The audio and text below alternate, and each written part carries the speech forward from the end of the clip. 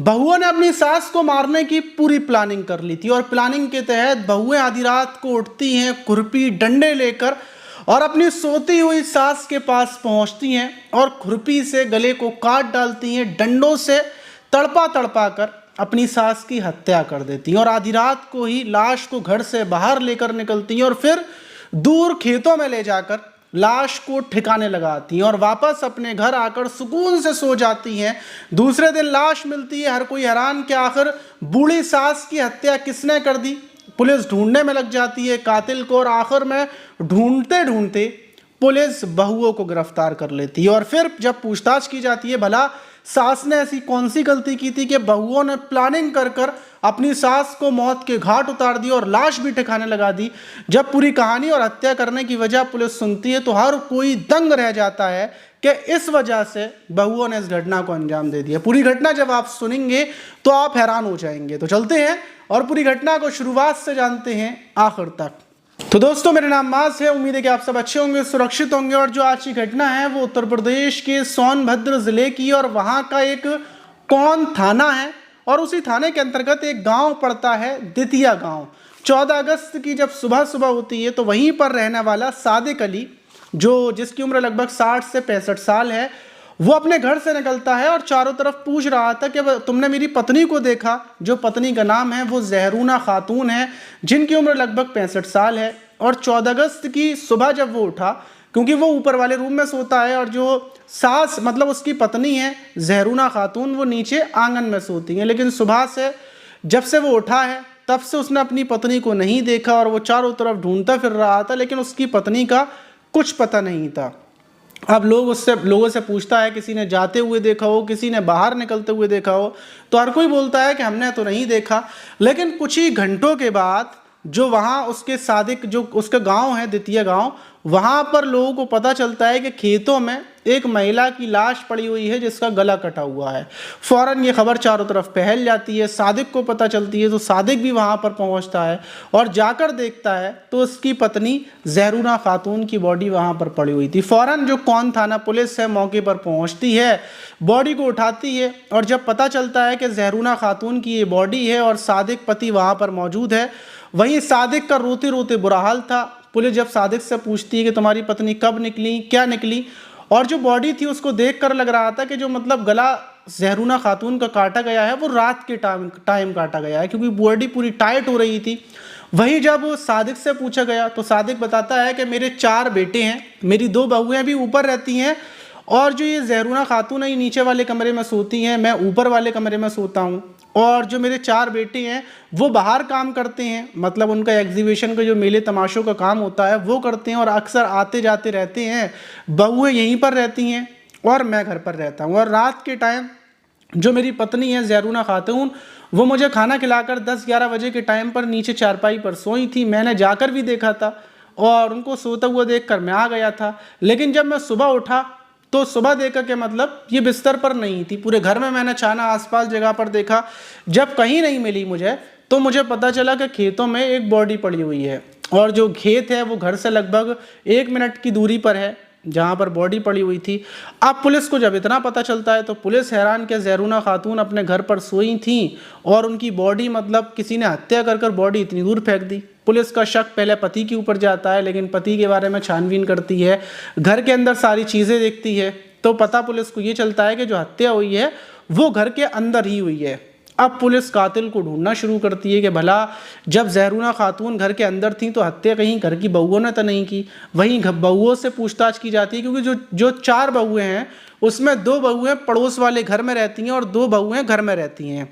अब पुलिस जब बहुओं से पूछताछ करती है तो 2 बहुएं जो घर के अंदर थी वो बताती हैं कि अक्सर जो हमारी सास थी उनकी जो लड़ाइयाँ चलती थी वो बराबर वाली जो 2 बहुएं हैं, जिसमें एक का नाम सायरा खातून और दूसरी का नाम रुबीना खातून है। ये जो सायरा खातून है ये फजीउद्दीन की पत्नी है और जो सबीना खातून है ये जफरुद्दीन की पत्नी है। और ये दोनों पति इनके बाहर हैं, ये बराबर वाले घर में रहती हैं और सास से इनकी अक्सर इसलिए लड़ाई हुआ करती थी क्योंकि जो ये दोनों हैं इनके कोई दोस्त आते हैं लड़के वगैरह, और जो हमारी सास हैं वो इसका विरोध करती थी, बेटों से भी शिकायत करती थी, इसलिए अक्सर सास बहुओं में लड़ाइयाँ चलती थी। वो दोनों अपनी टीम बनाकर रहती हैं और सास अक्सर दरवाजे पर बैठी रहती थी। और जहाँ तक अंदाज़ा है, जो ऊपर वाली रोज़ी जो बहू है वो कहती है, जो अंदाज़ा है वो यही है कि बराबर वाली दोनों बहुओं ने ही ये कदम उठाया है। पुलिस अब सायरा खातून और ये जो सबीना खातून थी, इन दोनों के बारे में पता करना शुरू करती है, इनकी कॉल डिटेल्स निकालती है, रात के टाइम की सारी जांच पड़ताल करती है।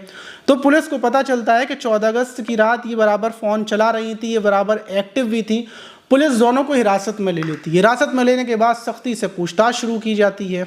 जब पूरी पूछताछ की जाती है तो दोनों टूट जाती हैं और बताती हैं कि हाँ, हम दोनों ने ही मिलकर अपनी सास की जहरूना खातून की हत्या की है, क्योंकि वो बहुत ज़्यादा हमें परेशान कर रही थी। उसकी वजह ये थी कि हम दोनों के गांव के 2 बॉयफ्रेंड हैं। अब आप साहब बताइए, मतलब पुलिस वालों से दोनों बोलते हैं कि साहब आप बताइए कि हमारी शादी हो गई है, हमें पति का प्यार चाहिए, पति हमारे साथ रहे, हम पैसे का क्या करेंगे, पति यहीं पर रहकर मजदूरी करता, हमारे साथ रहता तो हमारी ज़िंदगी बढ़िया चलती, हमारी भी शारीरिक सुख की हमें ज़रूरत है।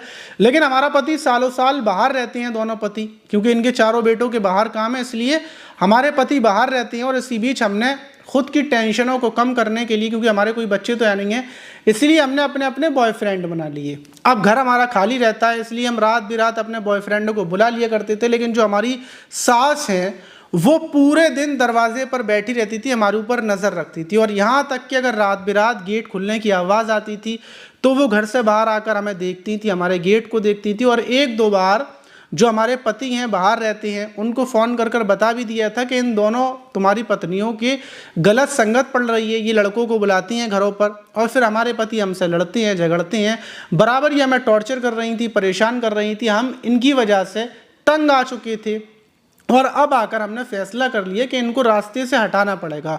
65 साल की बुढ़िया हैं ये, और ये मरने का नाम तो ले नहीं रही थी, इसलिए हमने खुद ही प्लानिंग की कि हम इनको मार देंगे। और 14 अगस्त की रात लगभग 12 से 1 बजे का टाइम था। हम पहुंचते हैं और गेट को हल्का हल्का बजाते हैं, और जब ये आकर गेट खोलती हैं तो हम इनको अंदर पहुँचते हैं कि हमें आपसे कुछ बात करनी है, हमें माफ़ी मांगनी है, हमने बहुत बड़ी गलती कर दी।